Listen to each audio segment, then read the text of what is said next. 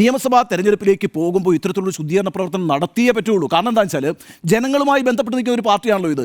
ആ ജനങ്ങളുമായി ബന്ധപ്പെട്ട് നിൽക്കുന്ന പാർട്ടിയിലെ പ്രവർത്തകരെ നയിക്കുന്ന ഏതാനും നേതാക്കളോ അനധികൃതമായി സ്വത്ത് സമ്പാദിക്കുന്നുണ്ട് എങ്കിൽ, അവർ വേറെ അനാവശ്യമായ പ്രവർത്തനങ്ങളിൽ ഏർപ്പെടുത്തുന്നുണ്ട് എങ്കിൽ നിശ്ചയമായും ഈ പാർട്ടിയുടെ സാധ്യതയാണല്ലോ അത് സ്വാധീനിക്കുക. നോക്കൂ, ഭരണം നടത്തി വലിയ നേട്ടങ്ങൾ ഉണ്ടാക്കി എന്നൊക്കെ പറഞ്ഞുകൊണ്ട് ഒരു തെരഞ്ഞെടുപ്പിലേക്ക് പോകാം നിങ്ങൾക്ക്. പക്ഷേ പ്രശ്നം എന്താണെന്നറിയാമോ?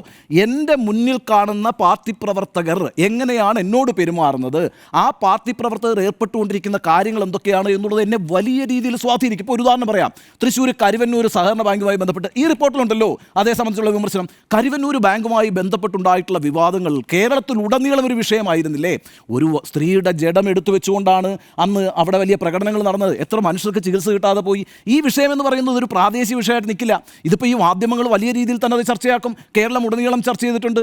ആ അർത്ഥത്തിലൊക്കെ പാർട്ടിയെ ശുദ്ധീകരിക്കാതെ, പാർട്ടി പ്രവർത്തകരെ ശുദ്ധീകരിക്കാതെ, അവരേർപ്പെട്ടുകൊണ്ടിരിക്കുന്ന അനാവശ്യമായ പ്രവണതകളെ ഇല്ലാതാക്കാതെ CPM എന്നൊരു പാർട്ടിക്ക് നിശ്ചയമായും 2024 നിയമസഭാ തെരഞ്ഞെടുപ്പിലേക്ക് പോകാൻ കഴിയില്ല.